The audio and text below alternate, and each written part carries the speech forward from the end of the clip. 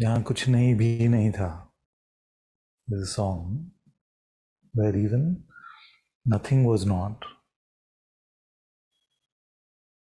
That is the absolute.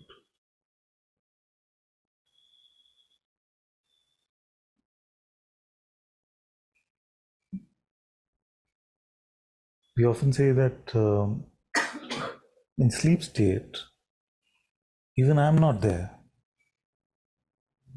Many of you will say, but even I'm not there in my sleep. Then the one that knows even your own absence, on what basis are you concluding that even I was not there? Are you just speculating? Not just speculating. You can say, yes, when I fall asleep, even I am not there. You see? Then who is witnessing that? On what basis are you concluding this? Okay. So you're not out there on the street right now. So if I ask you what is happening there, you'll say, I don't know, I'm not there. You see? But in sleep state, you are concluding that there is nothing. This much I'm conclusively telling you that even I was not there. You see? So you had to be there witnessing it, even the absence of that which you refer to as you. So that which witnesses even that is the absolute, is the highest.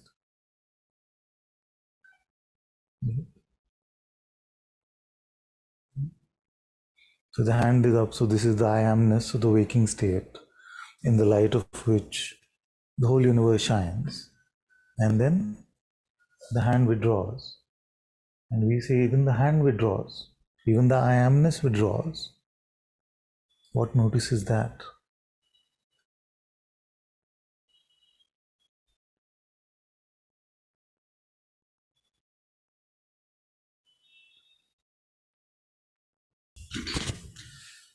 Why is that important? Whether I was or was not there, the ultimate I in that sleep state. Yeah. Does it change any part of our any level of our experience? Yes, yes. It's very important because that same one that remains unchanging is the one that we are trying to discover in the waking state. And when we discover that in the waking state, that is called enlightenment.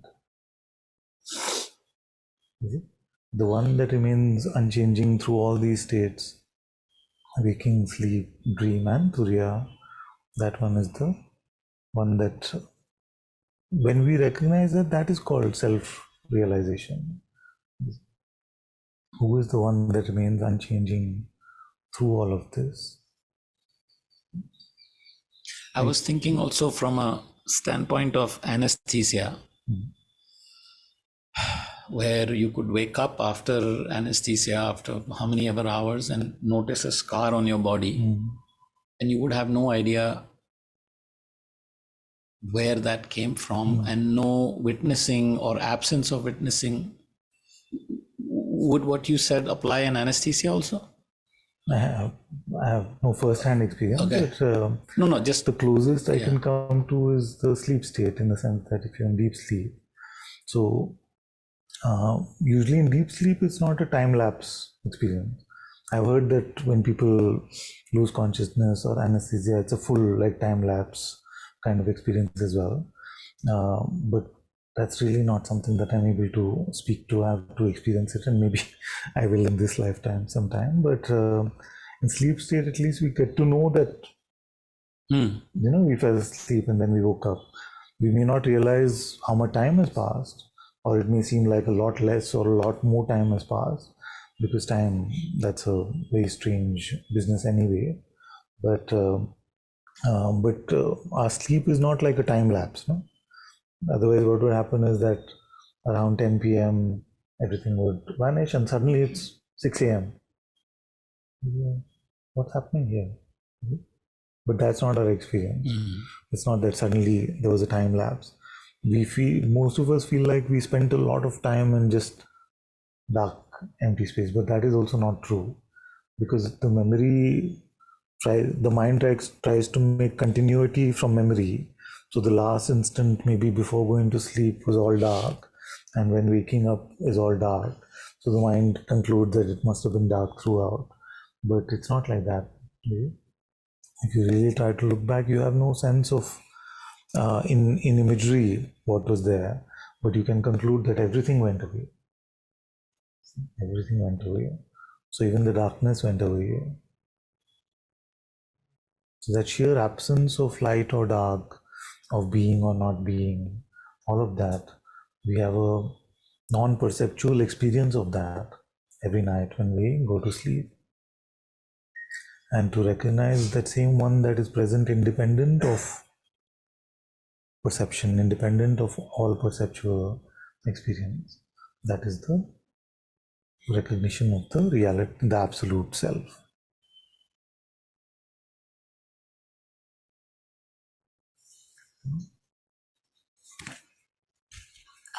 Father, I wanted to share this, Father. So yesterday, I just slept in the afternoon for an hour or so, and I woke up. I woke up feeling very, kind of dazed out. I felt that, like, I mean, as soon as we wake up, that's how we feel, right? Like everything is a dream, and I'm not able to. Especially if you slept reading Yoga Vasisht or something. Just like, huh? No, I just had too much food and I slept. So Okay. That's another way to do it. yeah. So, and then like Manish is talking to me, but I'm just feeling that everything is like just a dream. There's nothing, it's not true. And this state went on for quite some time. And I felt whatever you're saying, Father, that, it's more of an intuition, Yeah. It's not something which is accessible by my mind. It has nothing to do with my mind. Yes. And I got that. You got the expression. You're like, वही तो बोल रहा हूँ मैं इतने time से. But then, Father, what happened after that? I kind of sense that whatever you're saying from a long time, and as soon as that happened, my mind wanted to Play also, no? Yeah, Join the playground. huh. And then I didn't know how And to. then you feel sorry for it, saying, can't let him out, let him also come and play. And, Very innocently, no? Come, I'll also play, I'll also help you in this conversation. It's like this, no? It's like that, no? Then it starts speculating, and then before we know it, we've lost our intuitive Yes. this thing, and we've gone back to the mind. Yes. So the point is to be careful of that thing. Although it may come like a friend, it may come very humbly. Remain with your heart. Live in the way of the heart, come what may. In spite of like we were saying the other day, the mind will also come with conclusions and say, isn't it all just like a dream? Yeah. You see, but a dream and this is same. Yeah? So it tries to conclude and tries to make some nature of reality, saying it's like this, it's like that. You see, but in your intuition, in your heart, that this cannot really be determined in any conceptual version. We cannot make a statement about what this is like. So if we say this is like a dream, then we say, okay, then what is a dream like? But a dream is just like this. There's perception, there's a body usually where I'm taking myself to be that body. It seems, then you say, but it's just like this.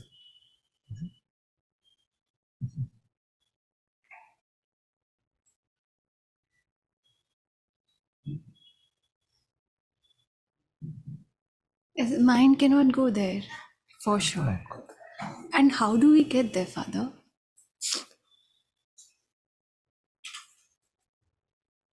How do we get there? Yes. Letting go of this, we get there. Letting go of the mind, we get there.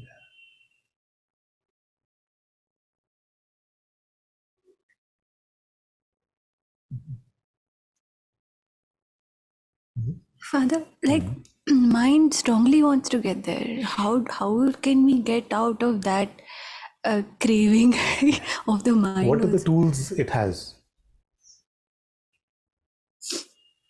So in yoga, she must be learning that yoga is the stopping of the cessation of mental conceptualization and things like that. That's the number one principle. No? It's the same thing. So how do we not, like, what are the tools that the mind has? What is the mind? Okay, let's start very simply. What is the mind? Mind is just a bundle of thoughts. Bundle of thoughts. Yeah. So thought comes, a thought is basically what? Just Language, a message, yeah. some notion it is conveying. Yeah. And that notion is about the nature of something, the nature of reality. It is claiming it is the notion about something. Yeah. It is making a conclusion about something. No? So it's just some language, some words, trying to capture what is into language. Yeah. Now, what can it do to get you trapped or get you hooked?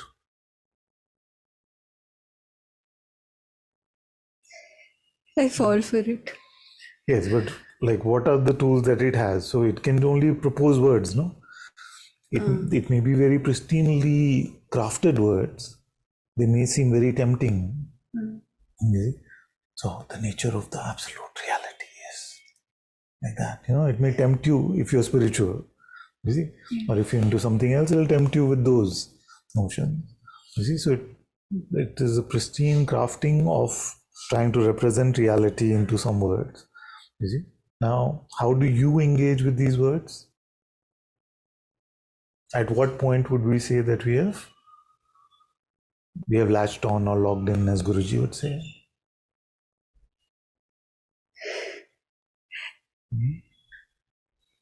What are the tools with which we can engage with these words?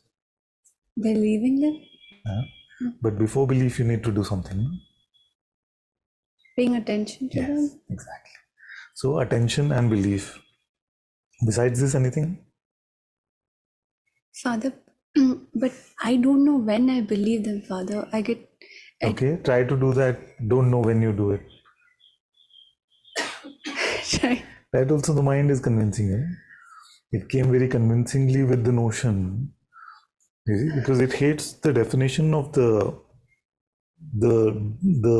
destructuring, the deconstruction of this game, because it wants to keep it like, I don't know, it just happens automatically. I can't help it. You see, so therefore there is no way out. See? There is a way out. See? So, and the way out can be found right now. Whatever the thought may be, inherently it cannot grab you. It cannot grab your attention or belief. Now, belief is very difficult. You see, in the sense that we may feel like it's very easy, but it's actually very difficult. There's some words are coming. To believe them is very tough. But we've exercised that power so much that it seems to have become natural. See, you heard my conveyor belt example. No? If you've lived like a porter all your life, picking up bags from the conveyor belt, then if you say, no, you've been fired, you still continue picking them because that's been your habit for whatever number of years or lifetimes, you see. So we keep picking up this with our belief, although we don't need to. Because like you said, I'll paraphrase what you said, anything that is truly valuable and worth knowing is known only intuitively.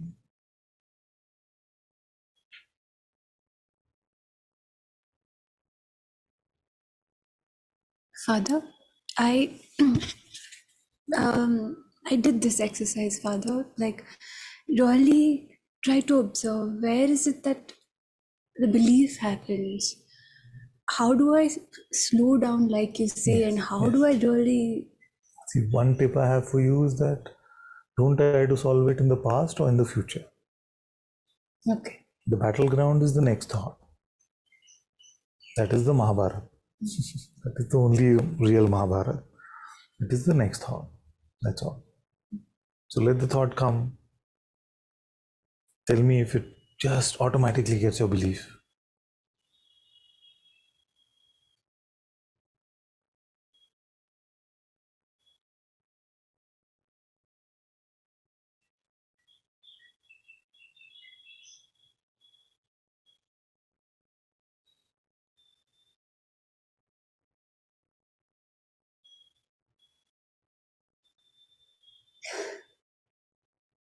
You see?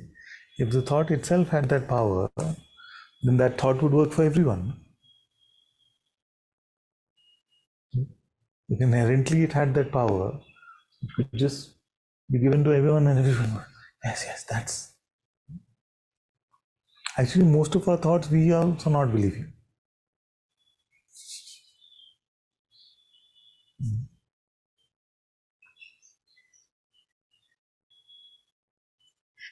Say it up. I'm sorry, Father, but No, I'm not it's not able passing to of catch. feeling. We are doing together. We are looking. Yeah, I'm not able to catch that where I'm believing. Where is Okay. it that So wait. Right now. No thought. Fresh. no? So yeah, fresh. Okay, Yes. now, Yeah. when a thought comes, expose it.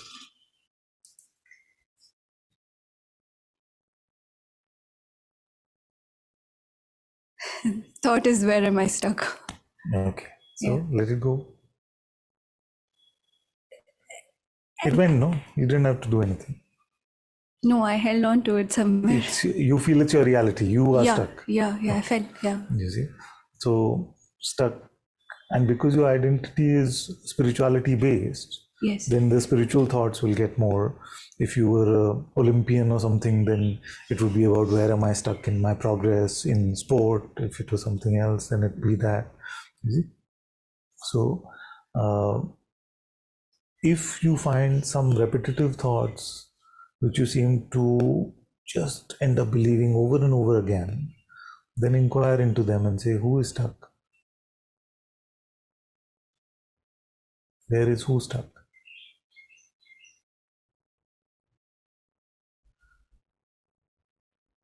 Who?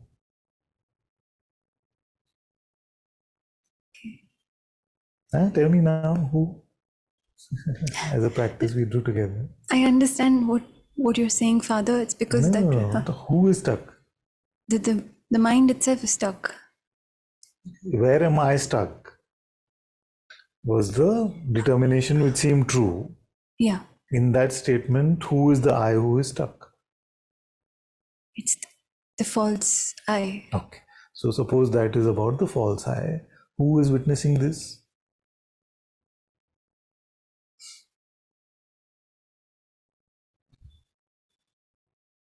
The real me? Which one is that?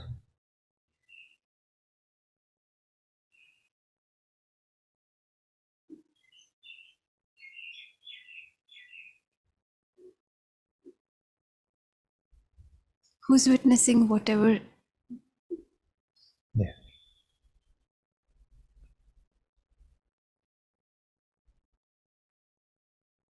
Who is that? That's me. Yeah. So what does it look like? Tell me one quality about it.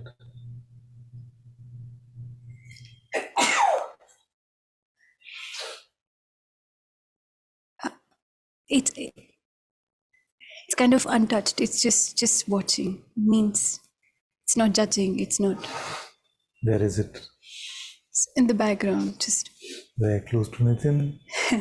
Or near the library or near the mandir? Where? no, it's here. Where? Me. Where? It's in me. In the body? No, Then? it's just there. Where?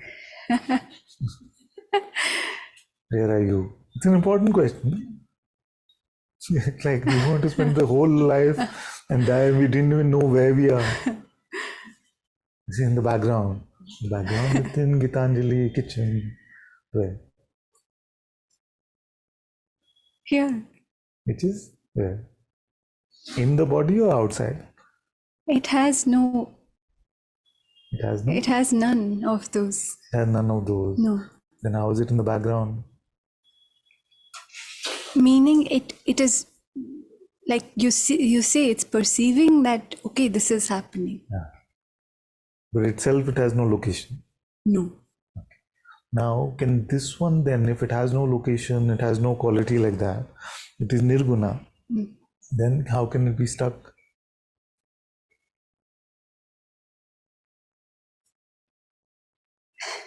To get stuck, you need at least one quality, some shape.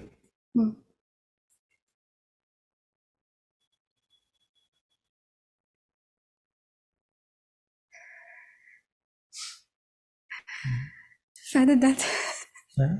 that's not stuck, Father. The false eyes. So are we going to fix the false one? No. Okay. But somewhere I believe that, Father. And I fall for that. Yes, who is this?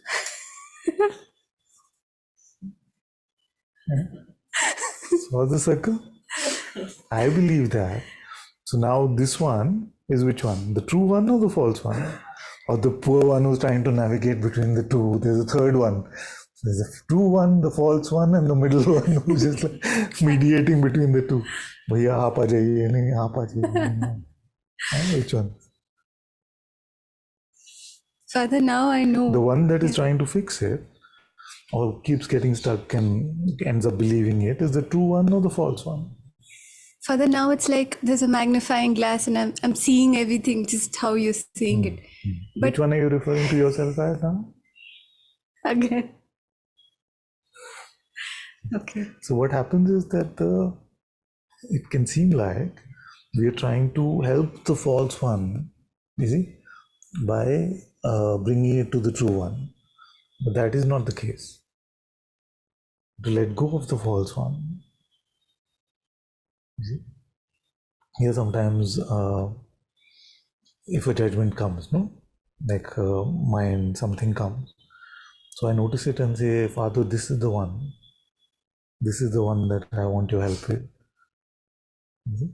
So you notice that one, and the prayer can come from your heart saying,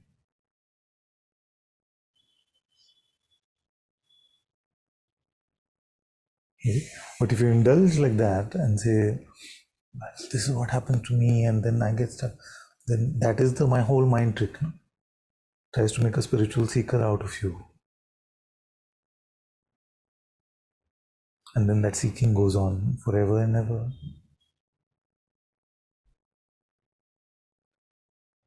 So just throw it all out. Throw it all out. Including the thrower.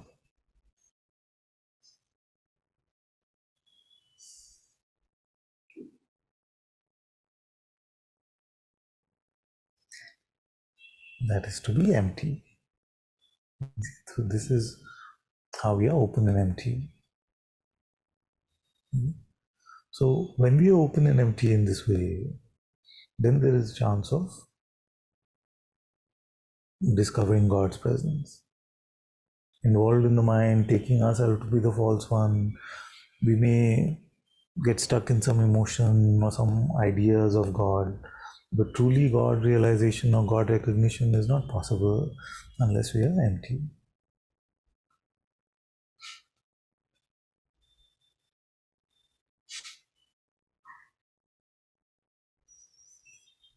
No words, Father. Okay? And also don't buy into the notion that all words are from the mind, because your heart can also speak.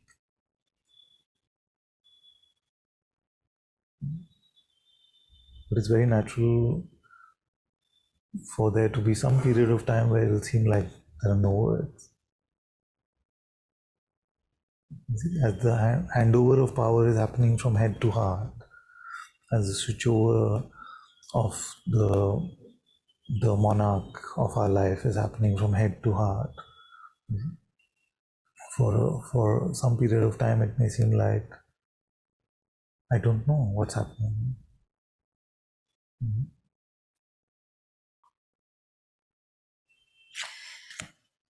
Father, there were, if I recall now, there were many moments in my life where I was really happy no mind at all, just being, was that also being with the self, being with the presence, Father? Yeah. It's the same. But you don't have to postmortem the past. Okay. Only now. No. Be careful of any narratives, story making. Although it is true that all of us have experienced moments of emptiness where naturally our presence is very apparent. In fact, most people take holidays and things like that to experience that. Whether it happens or not, we don't know. But the intention is to just be rid of ourselves for some time. Father, the memory of that also will not help, Father. Only in the sense of if it is a reminder and a pointer, then it may serve as a helpful pointer. But if it is like, oh, I had it then when 5 years ago, then this happened, and then there we get stuck in that too much, then it becomes not helpful. Let it.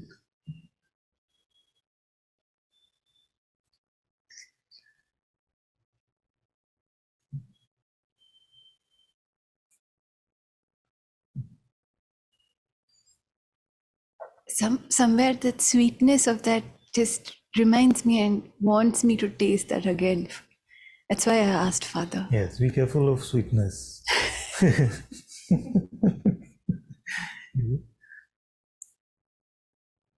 So if you get attached to the byproducts, then that the mind will use that. You see, then you'll just get into experience chasing and bliss chasing and this kind of stuff. If you found God and there was no bliss in it, would you still want God? If it was just neutral, but unquestionably it is the truth, still want it. If there was no sweetness, no honey, suppose. I'm not saying there won't be, but be careful of the mind's attraction to perceptual thing. So it'll get attached to the byproducts, then you may have an experience where you taste so much sweetness, and on other times it will just seem very sober and neutral. Like, nah, is it? Like this God is not good enough, that one. But fresh God is always best. Remember that? Fresh God is here, freshly here. Then you don't have to worry about, oh, over 2 years ago I did Kriya, and then in Kriya I had this experience, and then that was it. It's nice and sweet as a reminder. But if you get stuck in that thing, then fresh God is waiting at hand. I'll wait for her to finish her fantasizations and then she can meet me. So remember this, that no matter how great the experience may have been in the past, and no matter how fancy our projections about the future may be, the God that is here and now, freshly here, is the God that we need to meet.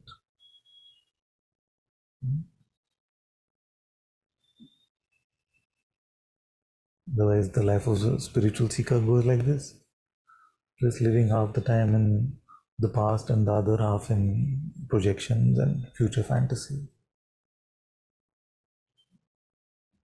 And although calling ourselves spiritual, we are really missing God moment to moment then.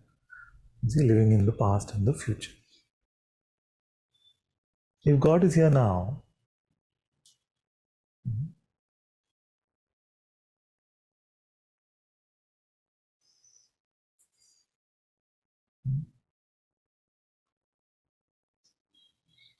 so this is our the being, consciousness, God is our living reality. Don't exchange that for any conceptual idea.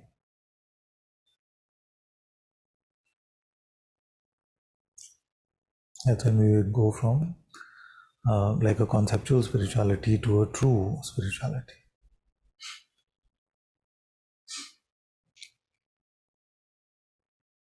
This is the purpose of all spiritual practices, all spiritual pointings, to introduce us to that which is living, the living being right here, right now.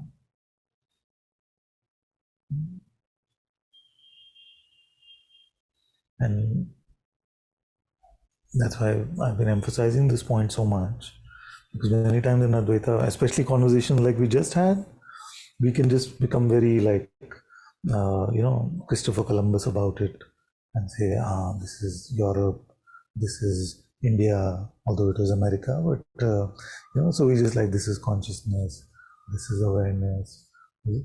But we are tipping over. If you actually found, if instead of that we said, this is Ram, we won't quickly go and say, oh, this is Krishna, this is Allah. Like, you're meeting Ram, hello. You see, so you're meeting consciousness, God you're meeting. It's a living presence.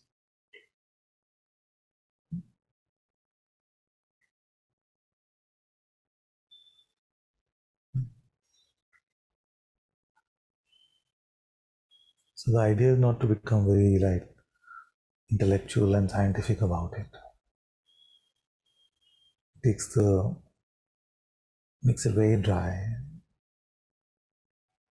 And then have you seen the people who claim to have met consciousness and awareness, how they are like, I'm living in consciousness, but I want to go to awareness. You see, as if it's like a different, like I'm living in Thailand, but I want to move to Indonesia. It's like that. But people who say that they found God in their heart, it's so different.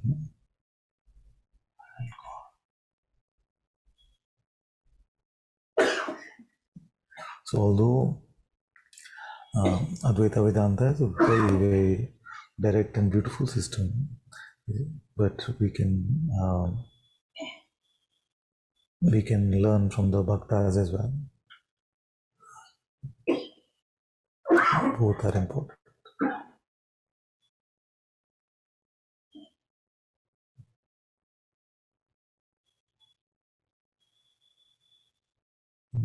Both are important because if you just, many times the bhaktas can get into some just over imagination and fantasy, and they just like, that's what happened with Papaji when he went to Bhagwan. Many days he didn't come to Satsang because he felt like he's playing with Krishna. And then Bhagwan sort of chopped him. No? He said, so where is Krishna now? Right now he's not here.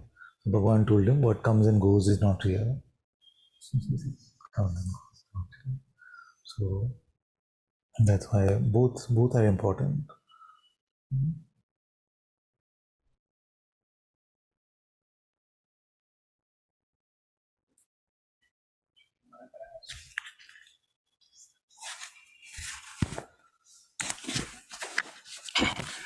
Father, in one of the earlier contemplation, you mentioned that let me be the beggar, be the beggar on the street, or my children spit on me. So what I see is there are situations where the physical surroundings make your ego stronger, or small I stronger.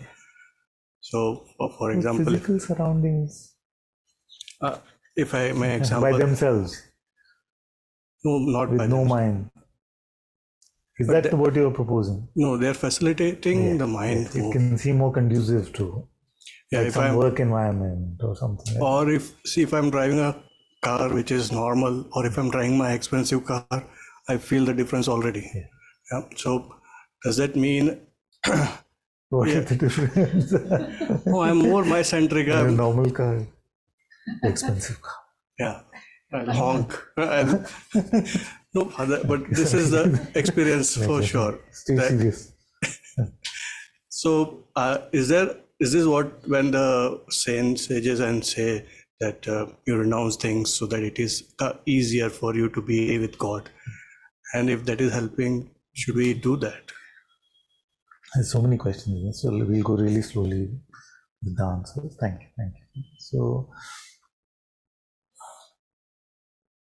the first point I want to make is that everything is possible in consciousness, but it is highly unlikely that we will be or you will be the first one who will get rid of the ego 100%, full 100%. No? So there has not been a sage that I know of, not been anybody that gets rid of the ego 100% in this human condition, in this play of Maya. So that is why I'm saying that that 0.00001% or whatever of me that still remains, you see, that one is very dangerous, because if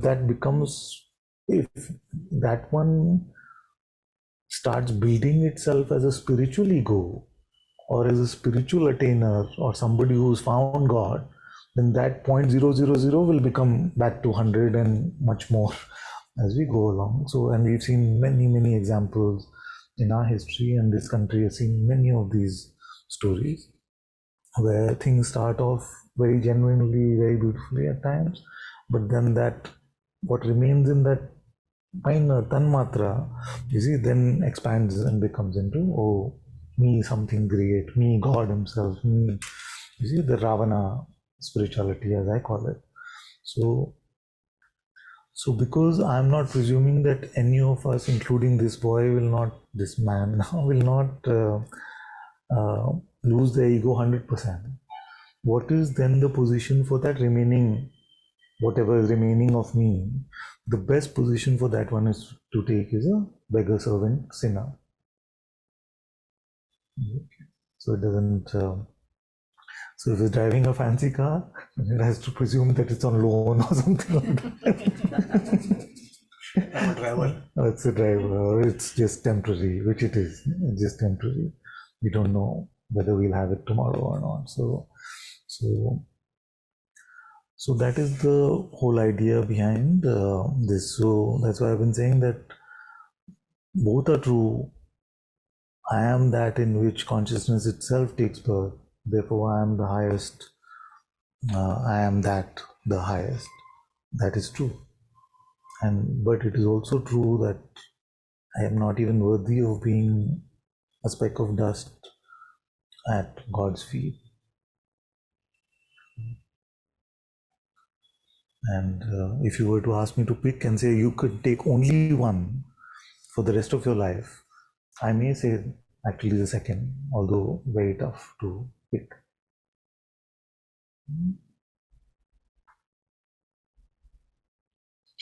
Did I answer? There were some more parts? No? Yeah, it's more or less. It's just that the extension to that is in one of the conversation with you, I get that do whatever it takes for being with God. And so does that mean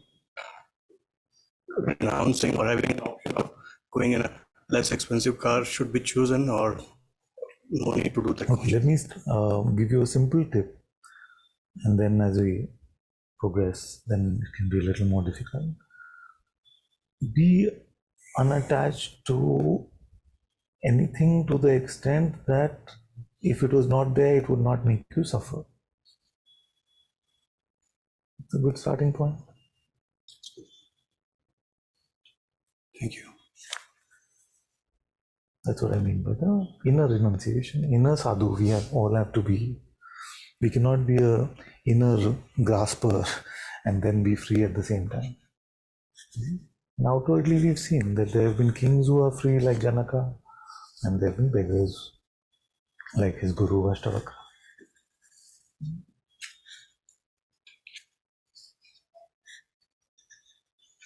So incidentally, today was the first time that I found the joy in that prayer, the beggar servant thing, and that how pride is like a burden, too much of there's a great joy in something. When the prayer first came out, a lot of the Sangha, especially those who haven't been coming to Satsang and they've not met, this expression has also changed over the last couple of years, and especially in the last year or so. So I got a lot of messages saying, "Are you all right?" I also asked. So you're like, "Is everything okay? You seem a bit troubled." And I said, "Why are you saying?" And they said, "We read that prayer." And I said, "No, but I'm so full of joy. My heart is full of joy and with so much love." So it didn't seem at all like that. But I'm very happy that prayer came, because it just came, no? In, like 5 minutes, it was just out. Typed it or wrote it, I don't remember. So typed it. And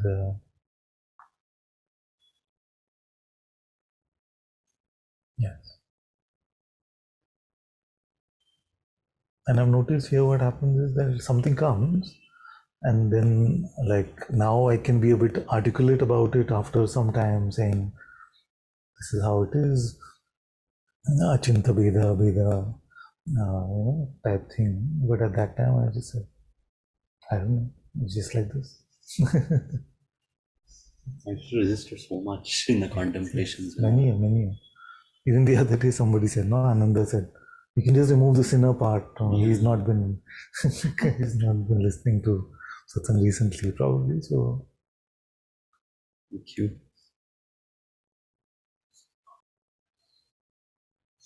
like the desperation of a spiritual seeker, you see, makes a lot of things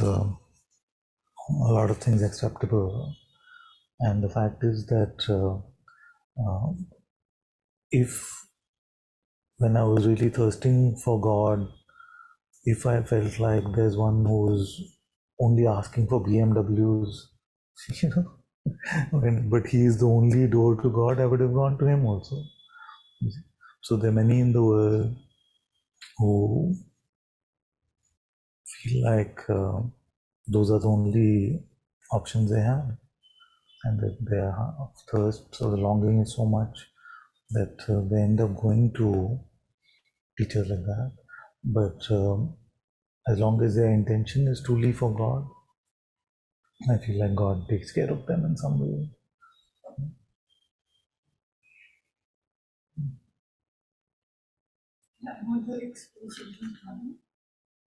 So in a situation like that, I have been not just telling him do it, I've done it. I mean, I've been like really rude.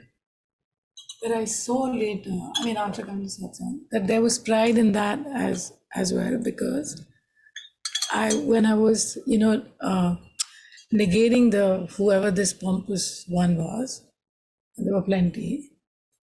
But I knew I was very wealthy. I mean, there was a sense of wealth behind, and that came with its own bag of pride and like, I don't really care, And then This is the plane. yeah, I'm saying The mind can make us proud about anything. yeah, It can make us proud about wealth. Yeah. It can make us proud about poverty also. yeah, It's like all these people chasing wealth. I'm just a humble beggar. You see, so the danger with the humble servant, beggar, servant thing is that can become a new position that we become proud about.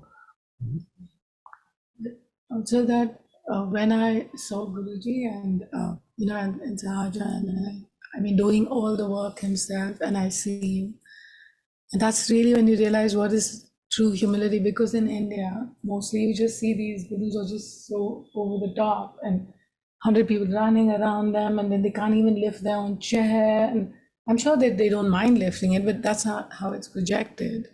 But you really realize the true humility in a way, where you don't feel more or bigger than the other one, and you don't make anybody else feel small in a way. Even when you correct, it's not to make them feel small, even though their ego might be involved, but it's really truly to help them go past that.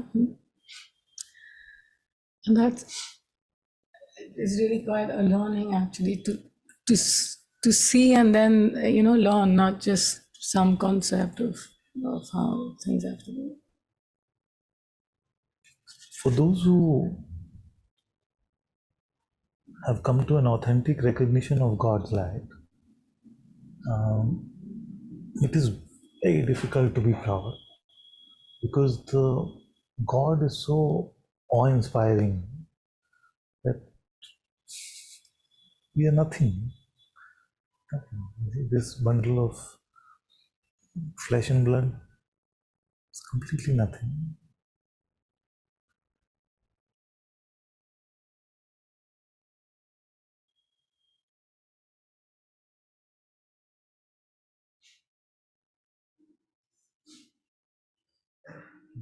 So decision making is the way in which the mind gets a lot of attention and importance from us. What if there was an alternative mode of decision making, an alternative way in which we could make choices, seeming choices? Is there such a thing?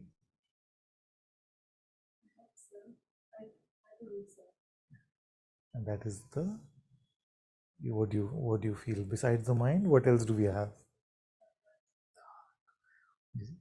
Now, what we have to be careful is that what most people call the heart is like an emotional center. So when people say, I'm all heart, I'm no mind, I'm already living a spiritual life because I'm all heart. And then you talk to them and basically they're just being ruled by their emotions. So if they feel like this, then they do this. If they feel like that, then they do that. And they feel like that is living a spontaneous life or something like this. But the heart that we speak of in Satsang is not the emotional heart. You see, it is the intuitive, it's a spiritual heart, it's a spiritual core. So, do you have a sense of being able to rely on that? Thank you. Yeah, I feel if I did prioritize movement and some kind of expression, I hope it would lead me back to a place of spaciousness and heart, and my mind wouldn't be so loud trying to make this decision. So, let's try together another way and see. It doesn't have to work. If it works, it's good. If it doesn't, it's fine. Because you have your yoga and dance and things like that you can do as well. So, how about suppose that life had put us in a position where there's no space for any of that movement to happen, any of these things, and all we were left with is just what we have. We're sitting here, and now, you see, we just have to find a way to be with our heart, with no other ability. So, what if I told you that, to borrow from the Zen masters, if I said to you that keep your front door and back door open, treat your thoughts as visitors, don't serve them tea.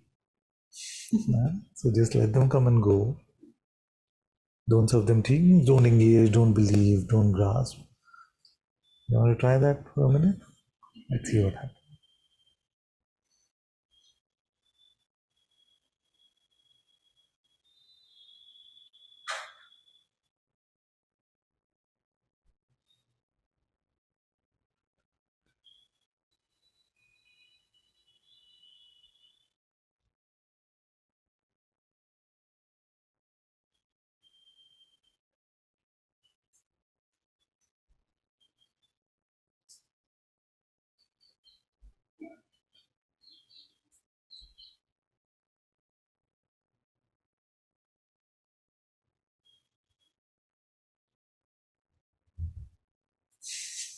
Tough?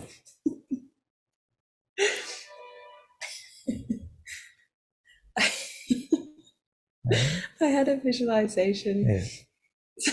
The visualization was me in a room drinking tea, and then the guests coming in and out. And you're not giving them any tea. No, and one of the thoughts that came up about the decision came in as like this frantic man that was saying, hurry, you have to listen to me. Yes. It's so anxiety inducing. Yes, exactly. That's how it is. That's not a bad representation of the mind, actually. It's like, listen, rush. We don't have time. Decide. Yeah. What are you going to do? And actually, our lives seem so difficult and complicated. But all of our lives basically are centered around 4 variables. They're just 4 things. So relationship, that is usually very popular thing for the mind to use. Second is security, therefore being money and planning what are we going to do, where are we going to stay. So security. Third is the health of the body and how we'll keep it safe, healthy, all of these things. And fourth is the search for meaning or spirituality, enlightenment, something, whatever our value systems are, the highest accomplishment of that self-actualization in some way. So I can pretty much guarantee that the decision that you have to make is in one of these 4, isn't it? Because that's what all of our lives are centered around. All humans think that our lives are so complicated, but our lives are just these simple variables. What to do, relationship, should I break up, should I stay in it, should I leave, should I go? Spend so much time thinking about that. But in that, our true relationship with our own self gets neglected, and we have an idea that somebody else comes and completes us, and we feel that we are incomplete without them, and all of these kind of ideas. But it's just not true. No set of perceptions, how well as they may seem to dance in front of our eyes, can ever complete that which we are. So in our discovery of who we are, in the fulfillment of true yoga, is the discovery of our reality. We realize that our life is not what we think it is. We will not get completion from the outside, be it through money. We talked about money earlier as well. We can collect the best cars and the best houses and the best things, but what can we really do with these things? The philosopher Montaigne said that we could have the biggest throne in the universe, but we still have to sit on our backside. You can't change that. It seemed like a very simple thing, but actually it's like people who are ultra rich, can they sleep on 3 beds at the same time? You may buy the best mattress, but does that guarantee you sleep? If you're worried about losing money and losing things. So life actually is much simpler. You can't wear more than one set of clothes at a time. You can't sleep on more than one bed. You can't sit on more than one chair. So relationships cannot complete us. Money doesn't really bring much to us. Body is a beautiful instrument. We can treat it like a gift and take care of it. It is fine. But we take care of it as an instrument that we have, not as me. You see, if you start to take it to be me, then that is big trouble. And as far as the search for meaning goes, the search for truth goes, most of humanity is doing it wrong because we're using the wrong instrument. And we're using the instrument of intellect and mind. And if it could be solved with those instruments, it would have been solved by now. So many have tried to publish their versions of the meaning of life. So, be it a Viktor Frankl or a Friedrich Nietzsche, or each philosopher tries to publish their version of what is the true meaning of life. But nothing really takes on. Nothing really, everybody wants to discover it for themselves. What is the meaning of my life?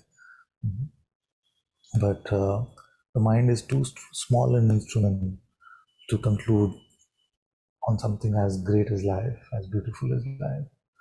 For that we need what we call the Sadguru presence within, the intuitive light within, God's presence within us.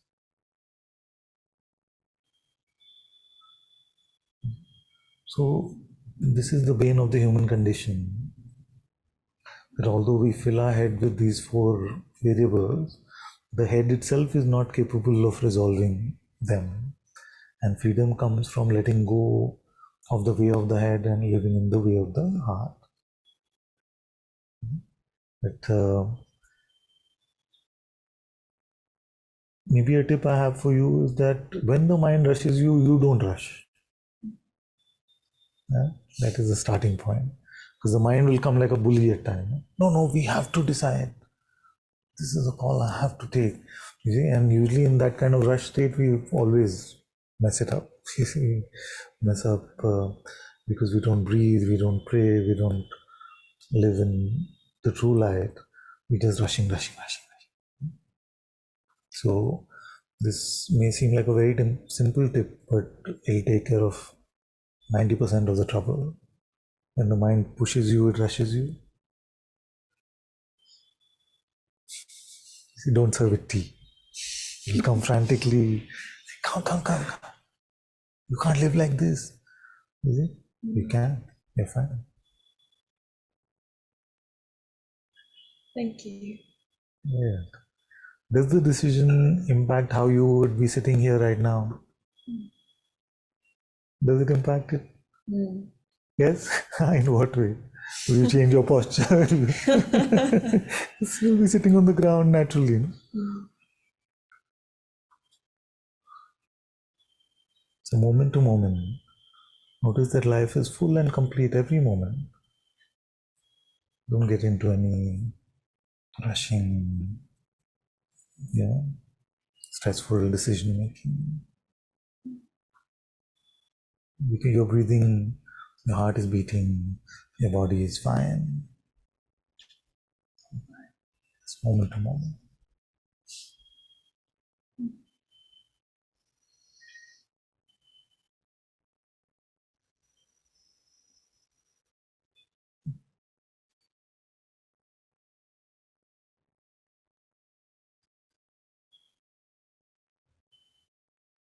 There's never really a rush in life. And if there is a rush in life, God provides the energy also. Like if there's a medical emergency or something, you have to take your kids to the hospital, something happens. I remember one day I'd worked out at the strength training late at night, weird things, but late at night, went to sleep very tired. The body was feeling as heavy as a rock. And one of the kids was younger, they got dehydration and we had to take them to the hospital, they were vomiting. And suddenly from being in that sort of dead, heavy body, the energy came. And you're just like, come, we'll go. And so whenever there's something to be rushed like that, then God provides the energy also to move the body in that way. But usually the mind stresses us out with like a mental rushing. What's going to happen? Really with this fear mongering, with all of this trouble, just breathe.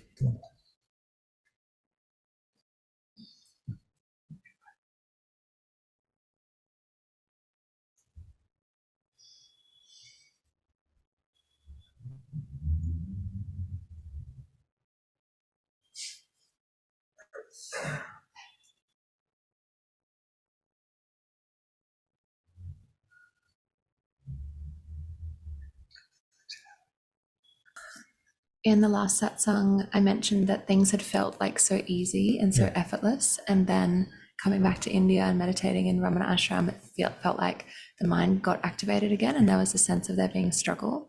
I feel like I had a bit of a breakthrough with that. Yeah. I noticed that on some level, there was some subtle idea or belief that the mind should not be activated, and that the presence of thought indicated that I was somehow like failing again. And just like the presence of that created some sort of like resistance, which seemed to actually invigorate the thoughts again. And then there was some realization, like yesterday, like in contemplation, that like it is literally as simple as you just said to Isabella, like letting the thoughts come and go, like front door, back door open. All you have to do is not serve them tea. And so then that removes from the equation any sense of like this thought should not be there, or there's like guilt about the fact that the mind is so busy and there's lots of guests coming again. They shouldn't be here. They should. Why are they still coming? Like it just kind of neutralizes all of that. And there was like some relief and like freedom in that recognition. Otherwise, the checker guy will use that as a benchmark and say, "Oh, there's so many thoughts." Before coming, before going to ashram, it was fewer thoughts. So this is not right. You see, this checker guy. And it's undetected that that's still a thought because it feels somehow quite justified and it has evidence. Yeah. So I just wanted to share that because it's always good to just slow it down. The good part is the mind can never give us 2 thoughts at a time. It has to be 1 thought. It's actually a very slow, primitive mechanism. You see the mind, if you really notice it, it's a very primitive, slow thing compared to perception, which is like full on. The mind is, oh, this is what it is. It's like that. What will you do? It's very primitive, I feel. So if you really just slow it down, it's just a question of 1 thought and what you do with that. Now, what you not do with that or don't do with that, mostly. Yeah, so it felt quite empowering to see that, and also felt like relief. Very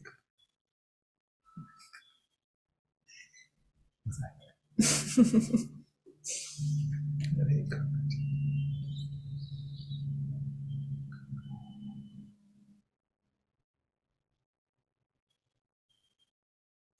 And I also see the importance of like not creating any stories around like what has happened, that the perception has shifted and it feels like a new life, even though that might feel true on some level, like then that can just become more like mind stuff. So just like also not engaging or attributing belief value to any of that either.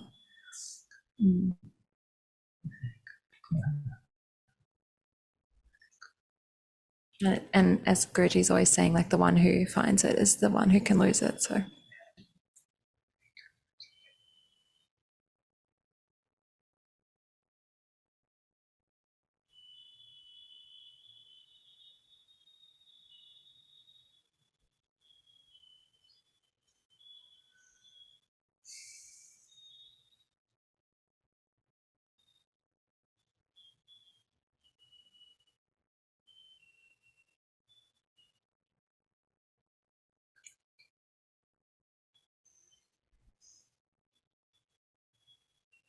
Father, I wanted to report something.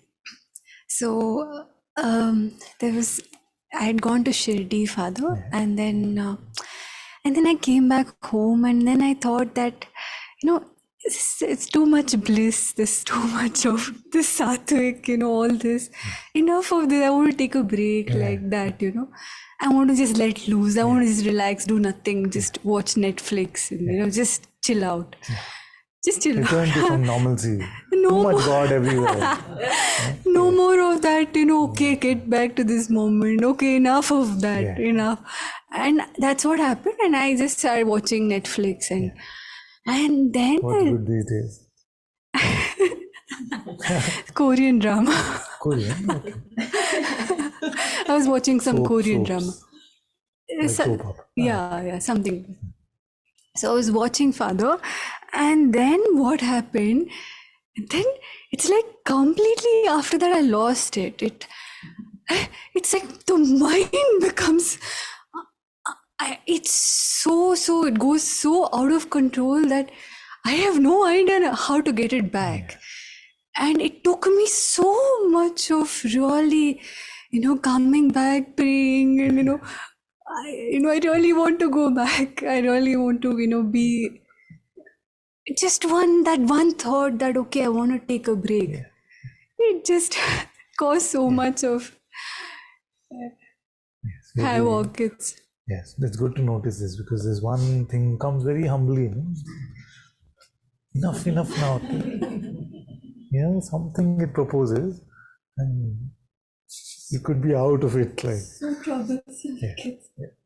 The good thing is never feel guilty or unworthy. But that just, if you noticed in your back, it's good. If in your back, in your heart, it's good enough. These things will happen. I remember this time Mira used to be like that. When she had first come, and Satsang would get over. So she'd be like, now I want a break from all of this stuff. So she'd light a cigarette and start smoking, get a break from all of that, and just normalize. I just feel like there's too much sattva, there's too much God, there's too much love, or even maybe there's too much contemplation and too much talk of awareness and what is consciousness and God is here. There's too much, like, just be normal, be normal. Like that. So it can then trick you.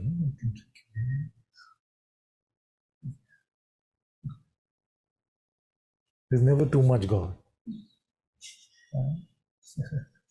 It's always too much God, but never too much.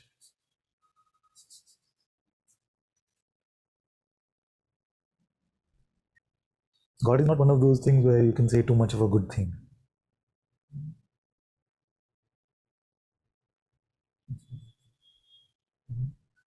In fact, we must be so grateful for those moments, because you never know what is the next chal of Maya. What is the next move from Maya? We don't know.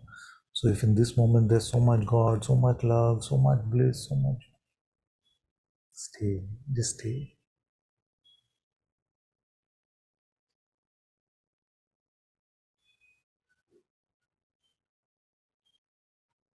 Just that we have this time together, these moments to spend together, meeting God in our heart. This itself is such a gift.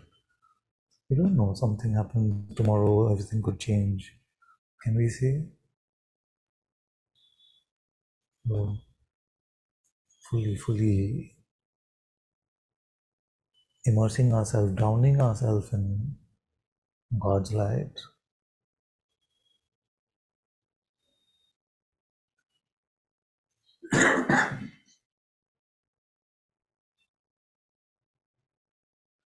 And the mind, it judges everything. Too much bliss. And there's no bliss. What is the point? It's too dry. There's no bliss. Just remember that every frame of this movie has been made by the most brilliant director ever. You never have to judge or determine how it should be. Just stay in your true place, and every moment, like this moment, we'll never have this moment ever again. How many of us can truly meet it, taste it? We waste most of our time in our heads only thinking, missing all this beauty.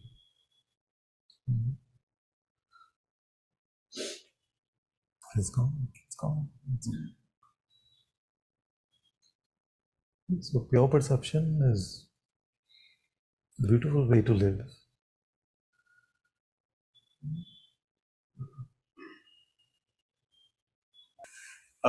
Yes, you have asked hundreds of times, do you think God is real? Is God real? Yeah. But yesterday when Jyotima was summarizing your previous day satsang, and she said that the God is more real than the palm of your hand. You might have told, but let's skip. When she said it, it struck like anything. And so, I feel that's a very important pointer, because all of us can have the badge of spirituality, but do we consider God more real than the palm of our hand? And that can seem like a very strange seeming pointer, but it's I feel very important. It's so helpful for the last few days. I mean, if I can live with my palm as a reality, then I should be living with God as a reality more than that. It's really helpful. So anything, anytime can help you. Thank you for Sangha, and thank you for that. Actually, it came for a cousin who's not so much in satsang. So I met her when I went to Pune for my father-in-law's situation. So I was trying to explain to her that all of us, she's in a spiritual mission and all of that. So I was trying to tell her that we talk about God so much, but do we give it God reality as much as even the palm of our hand? And if you can make God as real as you consider the palm of your hand, then you could be free.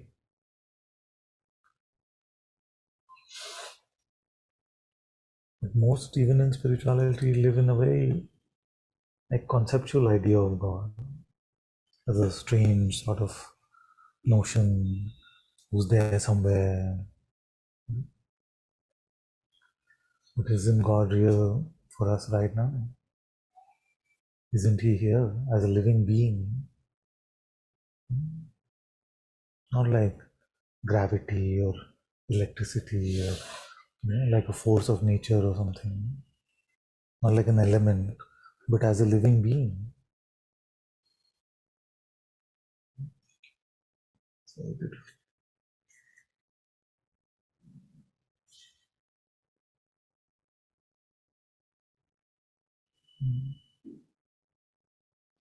The greatest treasure, the greatest gift is to meet this living presence, whose name is God.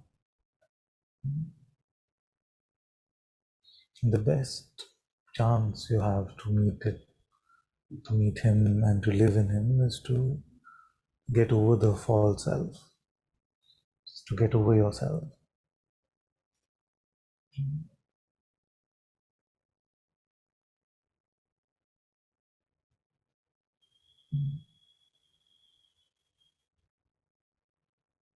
I remember many years ago when this had not deepened so much, I would just, when I was starting to get caught up in something, I would just say, God, just like checking, if you're still here, just in that, and just to live in that presence, from that presence, is what makes our life holy. Otherwise, there's nothing in this. There's nothing in this world. There's nothing in this life.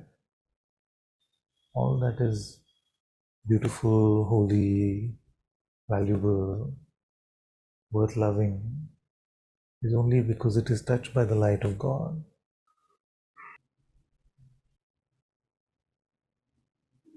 There's nothing else alive. That which is alive is God.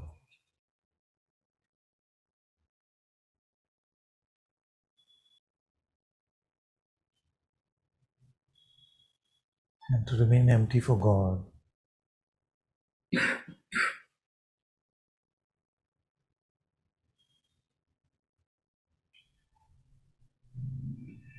is only true spirituality. If all other things in spirituality is to make us empty of ourselves, for us to die to ourselves, so that God's light can be met and lived in.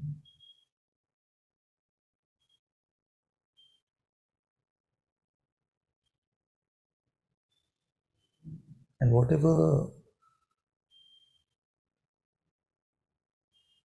your spiritual undertaking may be, if that is the intention behind it, the feeling behind it is that this is for God. So whether you're doing the Atmadarshan Samadhi, you're doing the Jesus prayer, you're using the inquiry, the invitation, any spiritual practice, yoga, pranayam, whatever you may be doing, but it is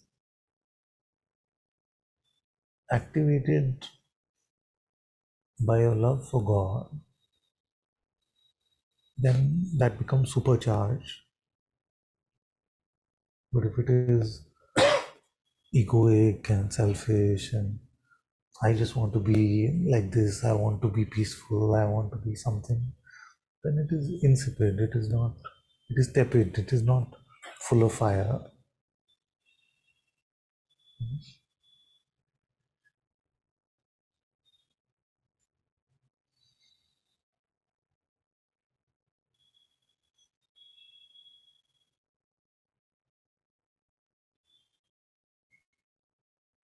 And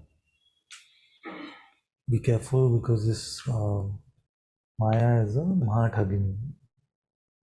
Kabirji has said Maya is Mahathagini. Laughing, remembering the story she was saying that it can come very innocently at times. Come very innocently at times. Just take a break, a little bit. Normalize. Yeah, distractions can come. Other things can come. And it doesn't matter what's playing in front of you, as long as you're living from God's light, in God's light, it's fine. But that which tempts you to live like a normal person. Live like a normal person. Like this child once told me, she said after a few months in Satsang,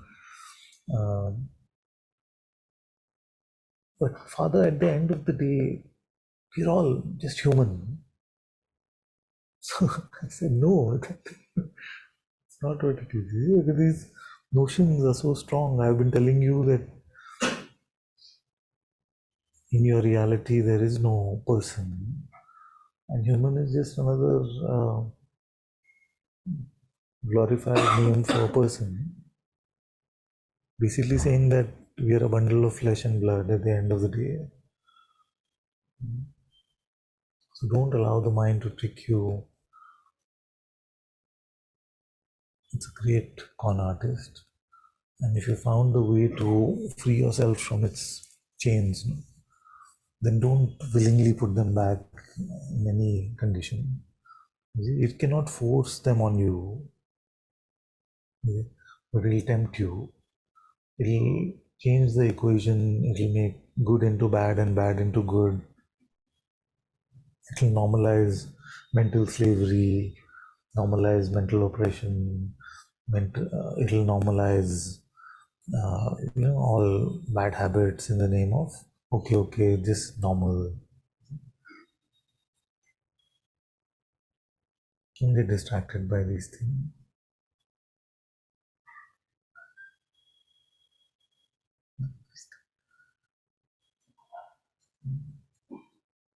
If you've got the chance, your chains are melting, the mind's oppression is fading. Mind will try all its tricks. Sometimes it'll say, come on, I'm not so bad. We can still play together. You're with God, you're good. We can still, it'll try these things. But you have to be unwavering in God's light. And if you do stumble, if you do get tricked, then don't fall into guilt, don't fall into this kind of thing, and just remain in your heart, come what may.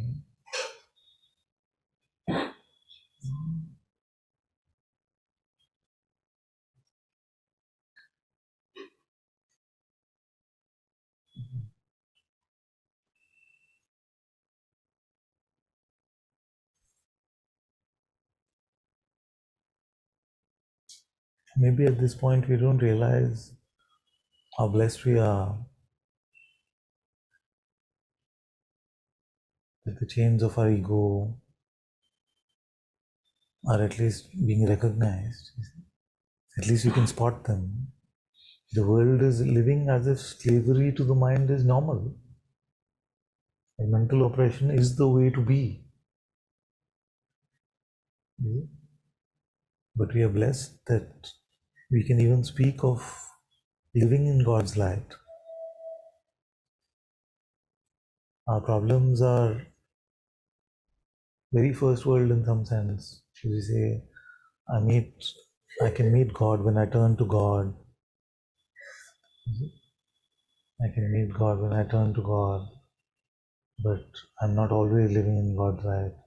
But how many, like the people who, we used to have these comic books as children, and people would have the darshan of God like once in their life, and we would consider them to be the greatest sages.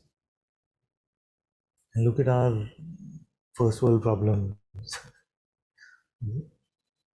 See the blessing in even the one moment of being in this holy presence of God's light.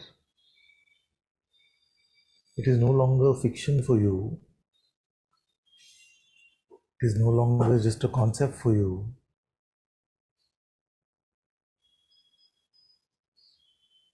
It is no longer an unattainable, lofty goal of many, many lifetimes for you.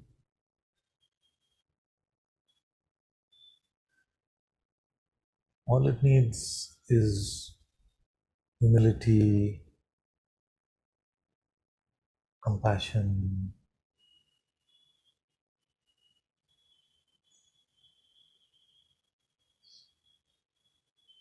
absence of selfishness. It's not at all a price to pay. It's nothing at all. Because the magnificence of this gift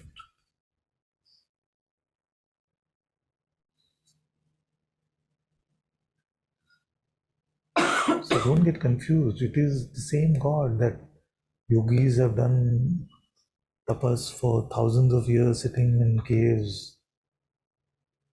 They've not been praying to some other God or asking the darshan of some other God. There is only one God. The expression, the flavor that we may meet is different, of course. But we are finding this God by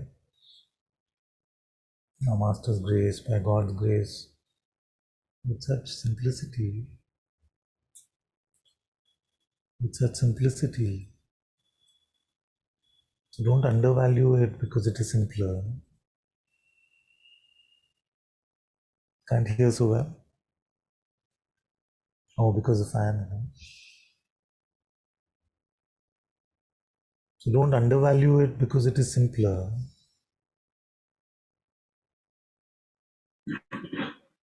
Realize the gift that you have received is the highest that any human has ever received. The discovery of God is the highest gift that has ever been given to the greatest king or the most accomplished yogis. And in the compassion and God's grace and mercy, He has made Himself available to us.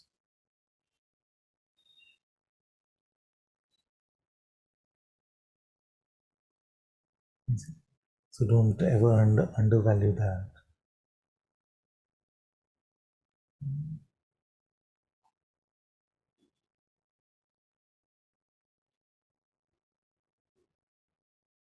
He is the same one that Buddha almost died in his penance. He did such a drastic penance that his body almost fell. And then in God's light had a miraculous recovery. There are thousands and thousands who have died searching for God, maybe millions over the centuries. So don't let the mind tempt you with its tricks and say, you take a break from God. And this is not at all chopping, I'm just putting it into perspective. Because what are we really saying?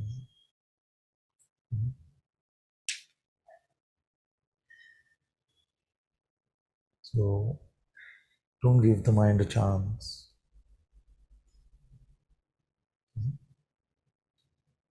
You know the Narada story. He just went to get a glass of water for Krishna, and his whole life turned around because he got caught up in one thought. Wouldn't my life be great if I could spend it with this woman? And in that one thought, he forgot his companionship with Krishna. He forgot that he's on a mission from Krishna. Krishna is waiting for water from him. It's a beautiful story.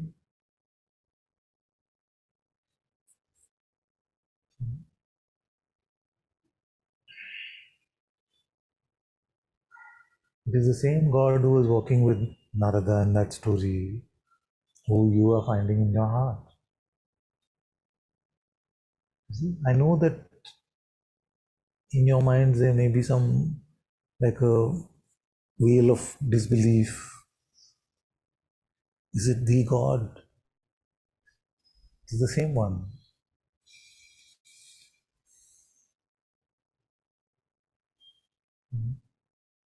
It's the same one that all the Namdev, Gyandev, Nanak, Bulle Shah, all of these sages, Kabir, Mira, many of them have given their life for this God.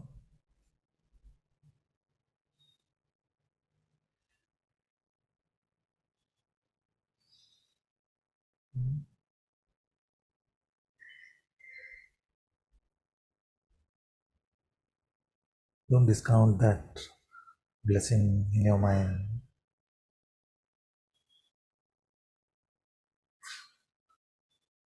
How big can our gratitude be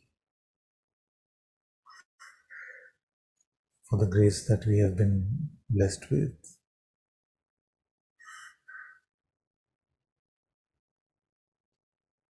We are blessed because we were given a longing itself which is there. We were given a longing itself which is rare. And among those who are given the longing, how many are able to confirm that they found God's light, God's presence? Most report that it's very difficult. It happens to the rarest of the rare. And yet, through some grace, I have no doubt that this is unfolding for all of you.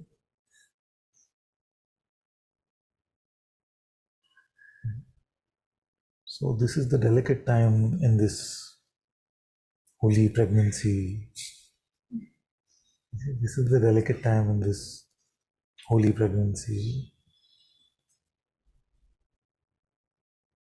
Guard your light with all your might, because the mind will try everything, every trick up its sleeve to distract you, to push you away from this.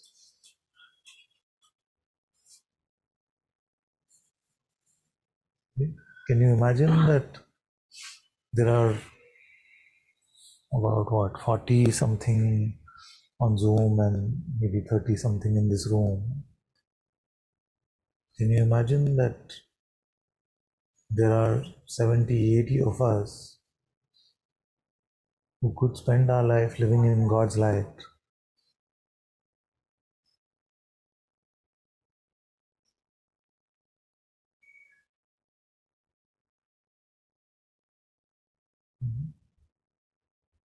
To spend our whole life living in God's light.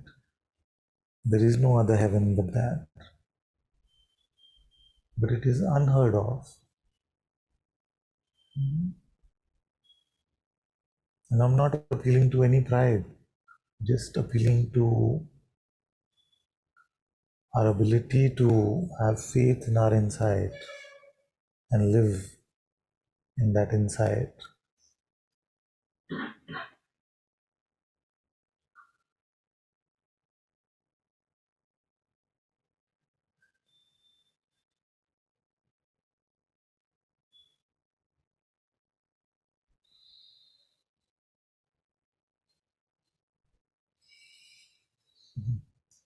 A friend was talking about the Ashtavakra Gita yesterday, and one of the most beautiful things about the Ashtavakra is that only the first chapter is instruction, and that too very light. After that it's a conversation between two sages, Ashtavakra and Janaka.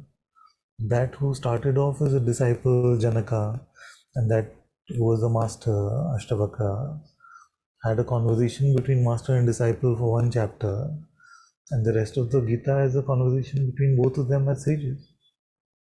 It's beautiful. It's a rarity, no? I don't know if there's another book like that.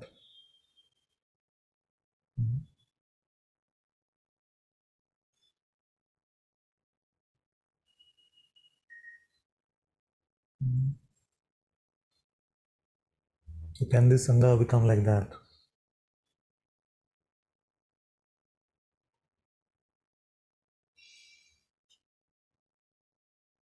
It's not a question of capability or skill.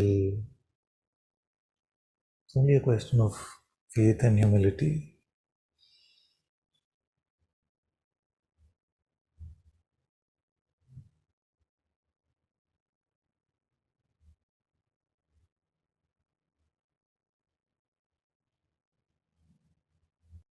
So while the mind continues to doubt, we must make a deal that while your mind continues to doubt, you will live as if God is real and God is here because I have told you that this is true. And when you forget, when you become proud, when you become selfish, when you become egotistical, when this comes into your notice, you just drop it and return to God's light. Even if it seems like God's light is not palpable, you live as if God is here and God is real because I have told you. Is it a deal?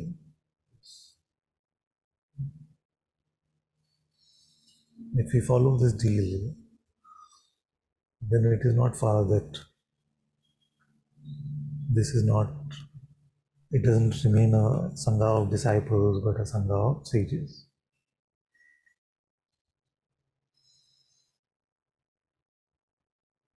All that is needed is faith in what I'm saying and faith in your own inside about what I'm saying, and utter humility. So don't ever let this talk of sages and all that get into your mind. This is just to provoke you and to invite you.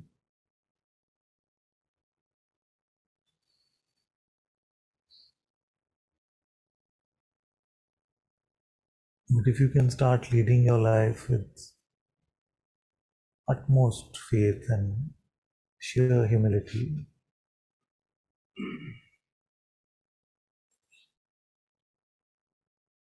with the deepest blessing I have in my heart, I know that God will reveal Himself to you, that you will live in His light.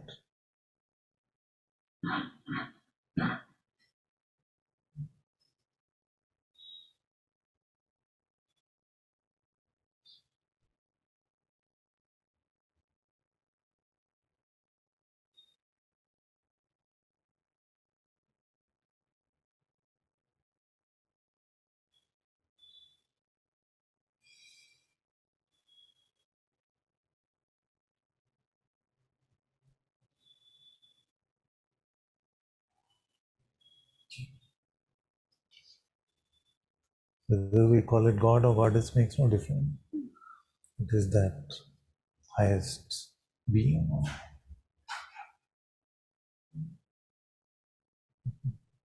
Don't doubt. The doubt can also be that why should God come to you? And it's true. It's true. Why should God come to us? And that gives us more opportunity to be grateful.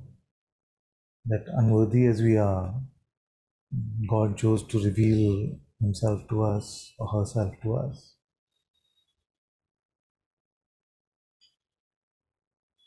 At least for this life, I can completely confirm this. There's nothing so worthy here to find God. But it's a sheer grace and mercy that revealed himself. So when the mind uses this as a doubt, you can say, yes, I am unworthy, but God is great and gracious.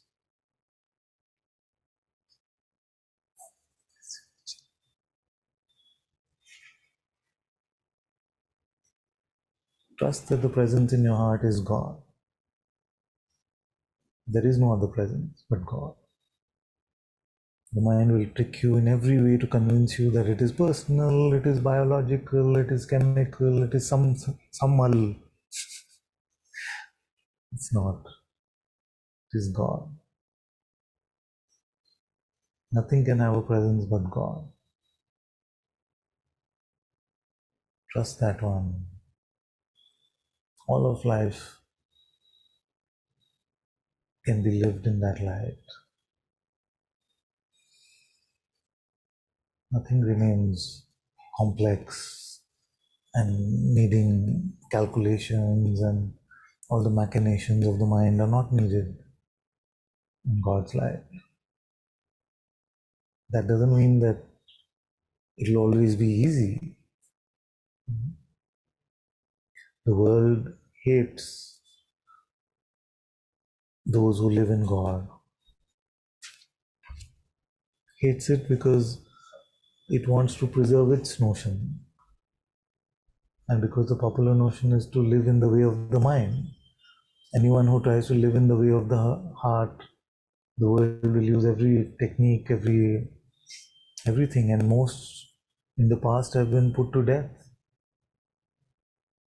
who tried to swing to a different beat, to the beat of God.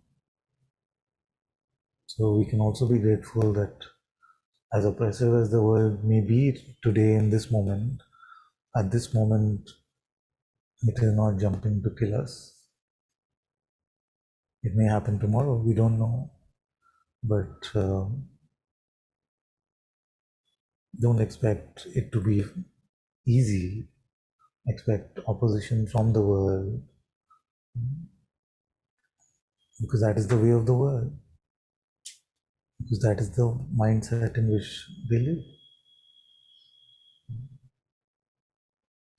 When the one who escaped from Plato's cave saw the light of the sun, and he went back to tell his brothers and sisters that I've seen a greater reality, he did not get a great reception.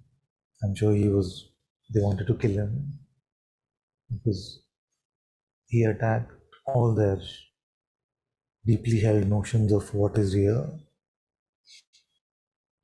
What we are saying is very absurd to the world. That God really lives within our heart and we have found Him.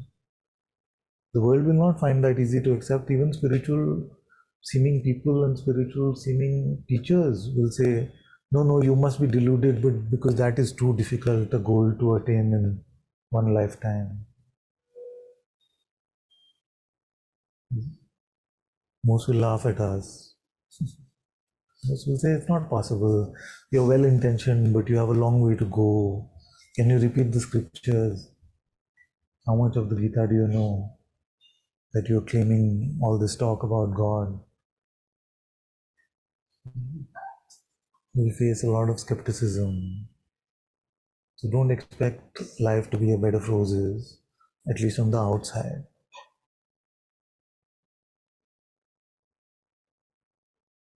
People will say, be normal.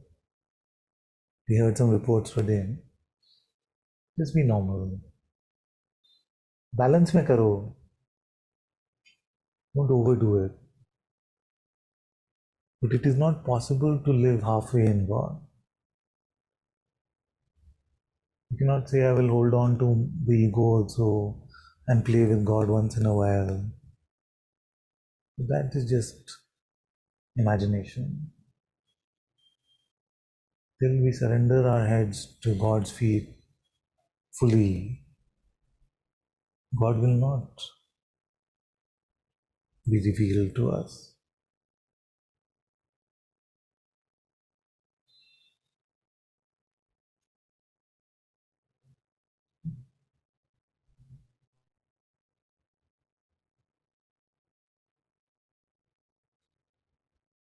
So things, as far as the world is concerned, may not always seem easy. Expect resistance, expect opposition. Don't expect that people will recognize the light that you're seeing in your heart.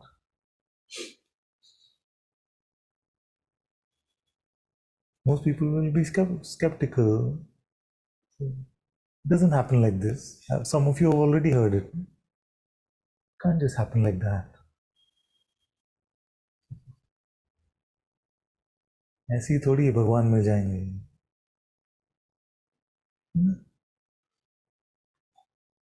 But it is undeniable that we are coming to it.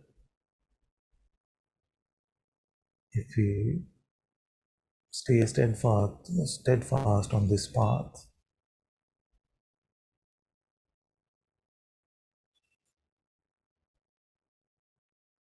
and don't allow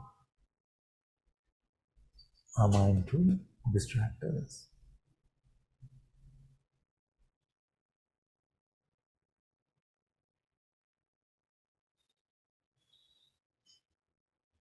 I can guarantee you about one thing, that without God, there is no life.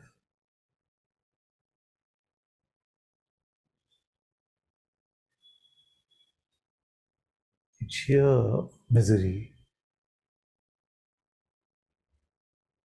The mind's attempt is to try and make a comfortable hell for us. It says we can still make this work. We can make separation work. You see, you don't have to go to God. You don't have to surrender. You can still win. And its idea of winning is living under its oppression while trying to make it seem palatable. You see, by the dangling of bells and whistles, you see, some shiny things cannot make this separation palatable, because our heart is yearning for unity with God or merging into God. So trust that calling, trust that longing. It will bring you to the right guidance, it will bring you to the right light.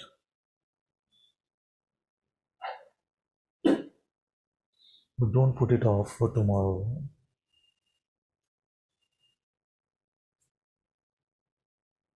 Because tomorrow we are dead.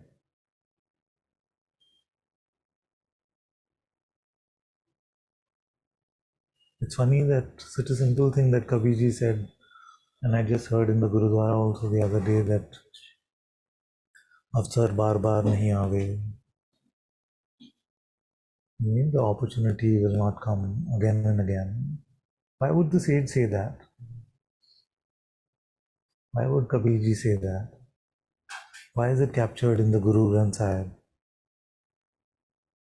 Are they just saying to trouble us, to pressurize us? Oh, the opportunity won't come again and again. It's like a sales pitch that they have, the sages. Take your chance. Is it like that? Could they be lying? They must be telling the truth.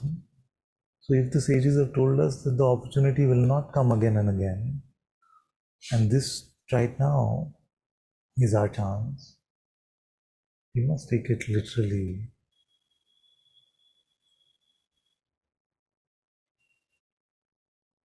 Don't miss this chance to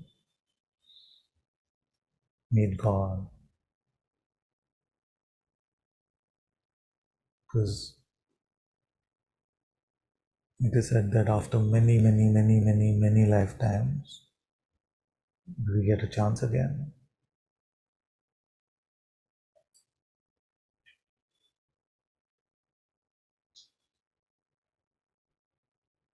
So all the stories are there. The Krishna and Narad story is there. The Lakshman and Vashish story is there. All the sages have put it in a very simple ways, but we must follow in a very literal way. So when the sage tells us you must dedicate your life to God, no matter what the seeming cost from the mind, you must follow. We cannot hedge our bets and say, okay, I'll listen to sage half and we'll listen to the mind half and try to, get the best of both worlds in some way. It doesn't happen.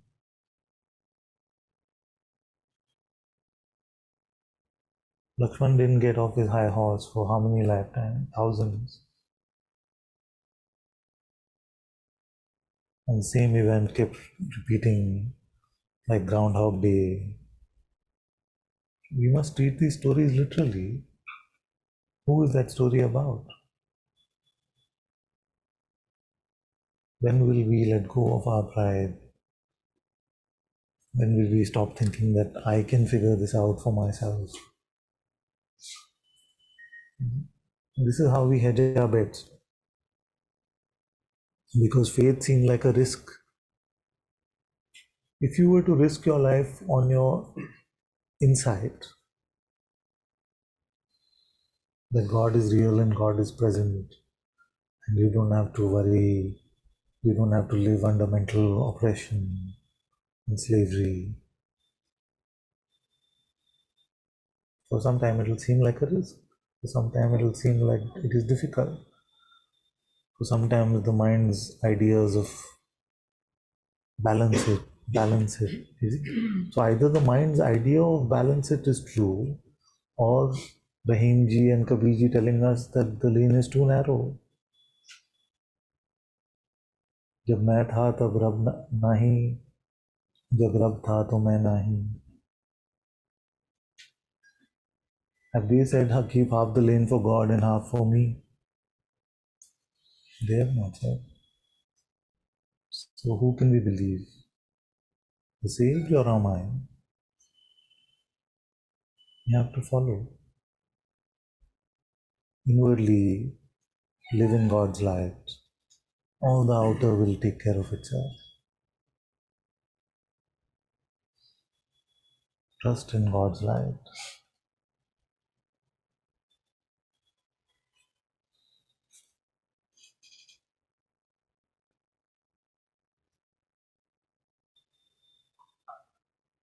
Whatever remnants of the ego remain, let them be in servitude. We have the daily prayer, the beggar servant.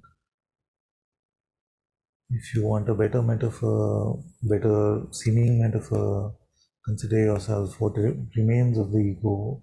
Consider that to be a priest for the light of God in your heart, for the temple, the heart altar in your heart. So let that, what remains of the ego, let that be in service to God in the heart altar.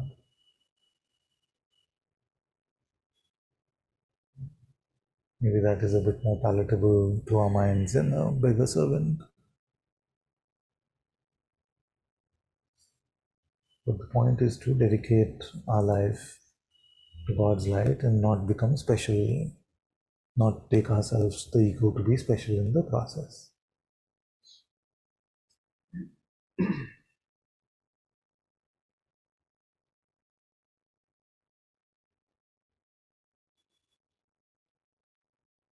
So this is the delicate part of this delivery.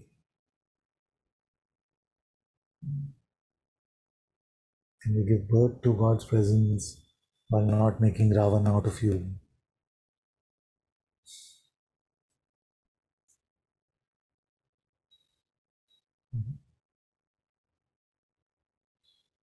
Because once you are in Ravan mode, you won't listen to me also. You think you know everything. I think you know you're right. So can we do an authentic delivery of God's presence in your life without letting your spiritual ego get amplified, get magnified?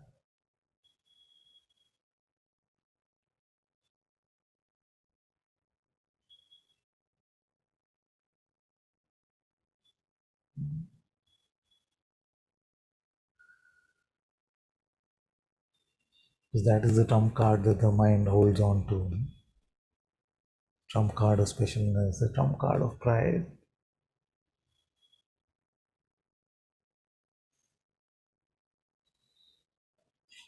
And I would not wish that life on my enemies forget about my children. To live a life where you have to act enlightened, you have to act free. The greatest acting burden that anyone can take on.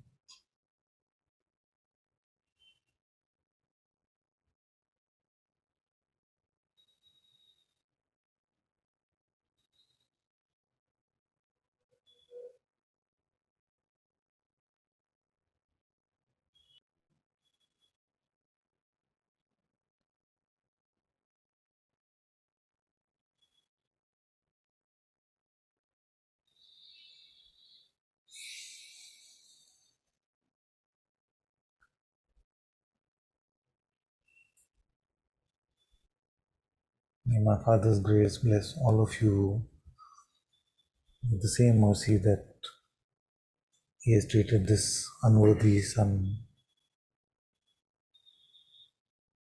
by revealing Himself in each of your hearts in the light of your Sadguru presence. May you not be tempted by the mind's distractions.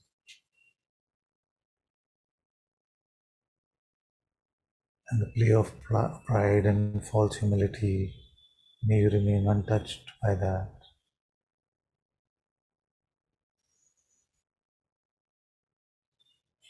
May you forever live in God's light.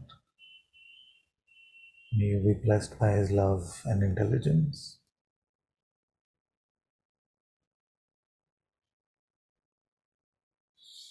Bless you all. Sadhguru Sri Muji Baba ki jai. Guru Kripa Kevalam.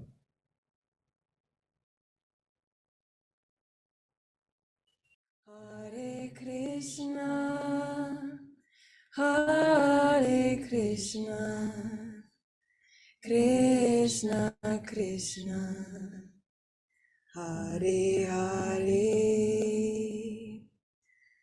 Hare Rama, Hare Rama, Rama Rama, Hare Hare, Hare Krishna, Hare Krishna, Krishna Krishna, Hare Hare,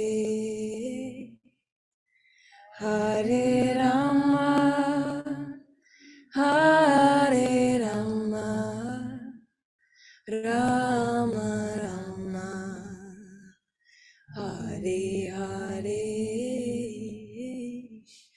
Hare Krishna, Hare Krishna, Krishna Krishna, Hare Hare, Hare Rama, Hare Rama, Rama Rama, Hare Hare, Hare Krishna, Hare Krishna, Krishna Krishna, Hare Hare, Hare Rama, Hare Rama, Rama Rama, Hare Hare, Hare Krishna, Hare Krishna, Krishna Krishna, Hare Hare, Hare Rama, Hare